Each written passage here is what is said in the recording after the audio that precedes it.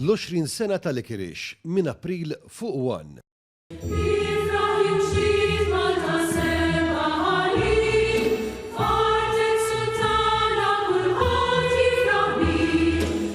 Dawn huma versi mill-innu lil Malta f'jum il-Ħelsien, miktub mill-poeta Carmenu Vassallo. Bil-gvern ta' Domintov kien ikkummissjona lil kompożitur Grek Mikis Theodorakis biex jikkomponi il-mużika ta' dan l-innu.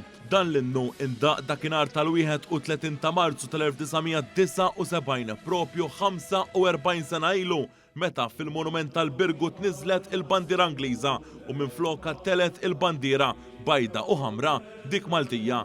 Dakinhar wassal biex il-bażi militari Ingliża ħallit pajjiżna wara 179 sena f'pajjiżna. It-triq għal dakinhar ma kienx waħda faċli. Dan seħħ wara snin twal ta' ħakkiema barranin jikkmandaw lill-artna.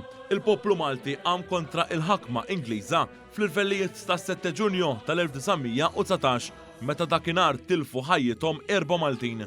Aktar tard fl-istess seklu, il-ħaddiema Maltin qamu wkoll kontra il-ħakma Ingliża fl-istrajk ġenerali ta' 28 ta' April tal-1958. Wara negozjati mal-Ingliżi tawna l-indipendenza fil-21 ta' Settembru tal-1964. Dakinhar il-Prim Ministru George Borch Olivier iffirma trattat ta' difiża mal-Gvern Ingliż għal 10 snin.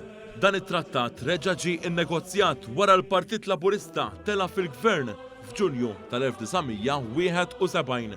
F'Marzu ta' sena wara, il-Gvern Malti iffirma ftehim mal-Gvern Ingliż sal-aħħar ta' Marzu tal-1979 biex jitilqu d-darba l-dejjem minn pajjiżna.